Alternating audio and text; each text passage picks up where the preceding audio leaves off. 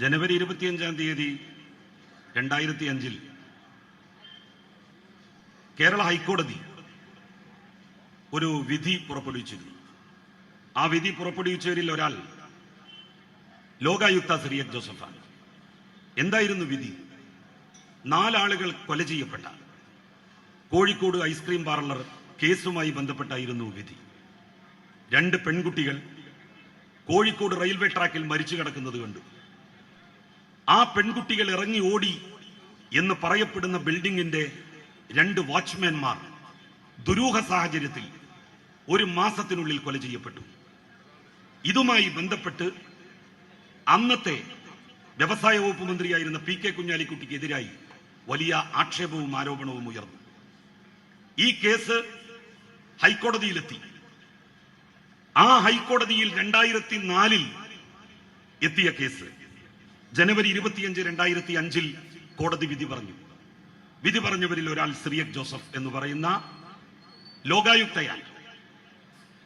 ആ വിധി ഇങ്ങനെയാണ്: These 3 writ petitions have been filed as pro bono publico seeking action against Mr. PK Kunhalikutty, who was a cabinet minister in the present government. ആ വിധിയുടെ രത്നചുരുക്കം വിധിയുടെ ആരംഭത്തിൽ പറയുകയാണ്. 3 പേര് അന്നത്തെ കാബിനറ്റ് മന്ത്രിയായിരുന്ന PK കുഞ്ഞാലിക്കുട്ടിക്കെതിരായി പൊതു താൽപര്യ ഹർജി എന്നുള്ള നിലയിൽ സമർപ്പിക്കപ്പെട്ടിട്ടുള്ള ഹർജിയിലാണ് ഈ വിധി പറയുന്നത്. എന്നിട്ട് അവസാനം in view of what is stated above, we dismiss writ petitions. ഈ വിധിയുടെ അവസാനത്തെ വാക്കാണ്. ഒരുപാട് കാര്യങ്ങൾ പറയുന്നുണ്ട്. ആ കാര്യങ്ങളൊക്കെ പറഞ്ഞ് കുഞ്ഞാലിക്കുട്ടിക്കെതിരായിട്ടുള്ള എല്ലാ ചാർജുകളും കോടതി ഡിസ്മിസ് ചെയ്യുന്നു എന്ന് വിധി പറഞ്ഞ സിറിയക് ജോസഫ് എന്ന് പറയുന്ന ജഡ്ജി. ആ ജഡ്ജി ലോകായുക്തയായി.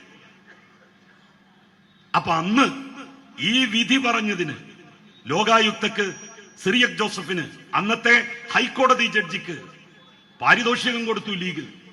എന്താണ് പാരിതോഷികം കൊടുത്തത്? സിറിയക് ജോസഫിന്റെ അനുജൻ ജെയിംസ് ജോസഫിന്റെ ഭാര്യ ജാൻസി ജെയിംസിനെ മഹാത്മാഗാന്ധി യൂണിവേഴ്സിറ്റിയുടെ വൈസ് ചാൻസലറാക്കി.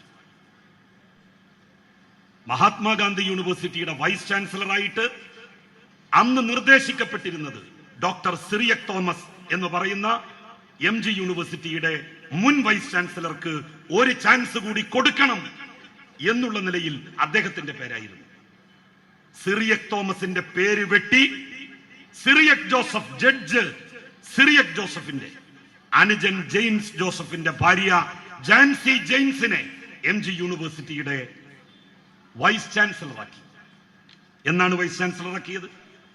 എല്ലാം ഞാൻ എടുത്തിട്ടുണ്ട്. ഇത് പറഞ്ഞുകൊണ്ടേയിരിക്കുകയാണ്. എനിക്കെതിരായിട്ട് ഒരു കേസിന് പോകാൻ ഈ ജഡ്ജി എന്താ തയ്യാറാവാത്തത്? ഒരു ജഡ്ജിയുടെ വിധിക്കെതിരായി പരസ്യമായി ഞാൻ പറയുന്നു, എന്താ തയ്യാറാവാത്തതെന്നറിയോ? ഇത് റീ ഓപ്പൺ ചെയ്താൽ കള്ളത്തരം വെളിവാകുമെന്ന് ആരെക്കാളും അധികം ജഡ്ജിക്കറിയാം. അതുകൊണ്ടാണ് പോകാത്തത്. ഞാൻ ഫിറോസിനെ വെല്ലുവിളിക്കുന്നു, ജഡ്ജി പോയില്ലെങ്കിൽ താൻ പോകും. നിങ്ങളിപ്പോ ഇങ്ങനെ മഹാനായിട്ടുള്ള ഒരു ജഡ്ജിയെ സമൂഹ മധ്യത്തിൽ താറടിച്ചു കാണിക്കുന്നു. ഈ ജഡ്ജിയാണ് അഭയ കേസിൽ 1-ാം പ്രതിയായിരുന്ന ഫാദർ കോട്ടൂരിനെ രക്ഷിക്കാൻ വേണ്ടി കർണാടക ഹൈക്കോടതിയിൽ അദ്ദേഹം ചീഫ് ജസ്റ്റിസ് ആയിരിക്കെ നുണപരിശോധന നടത്തിയ, അന്ന് നിങ്ങൾക്ക് ഓർമ്മയില്ലേ, നാർക്കോട്ടിക് അനാലിസിസ് നടത്തിയത്? നുണപരിശോധന നടത്തിയ ലബോറട്ടറിയിൽ ഈ സിറിയക് ജോസഫ് പോയിട്ട് ആ ഫലം അട്ടിമറിക്കാൻ വേണ്ടി നോക്കി. അതിന്റെ റിസൾട്ട് എന്താണ് എന്ന് പ്രതികൾക്ക് ചോർത്തിക്കൊടുത്തു. CBIയുടെ കുറ്റപത്രത്തിൽ അതുണ്ട്. അങ്ങനെ ട്രാക്ക് റെക്കോർഡുള്ള, പണം കൊടുത്താൽ സ്വാധീനിക്കാൻ കഴിയുന്ന സിറിയക് ജോസഫിനെ സ്വാധീനിച്ച് 1 കൊല്ലം ഡെപ്യൂട്ടേഷൻ. അത് ആർക്കോ ആവട്ടടോ, ഡെപ്യൂട്ടേഷൻ അല്ലേ, സ്ഥിരജോലിയല്ലല്ലോ. 1 കൊല്ലം കഴിഞ്ഞാൽ അയാള് അവിടെ നിന്ന് തിരിച്ചുപോയി തന്റെ നേരത്തെ ജോലി ചെയ്തിരുന്ന സ്ഥാപനത്തിലേക്ക് പോകും. ആ കേസിലാണ് ഇങ്ങനെ ഒരു വിധി ഉണ്ടായത്.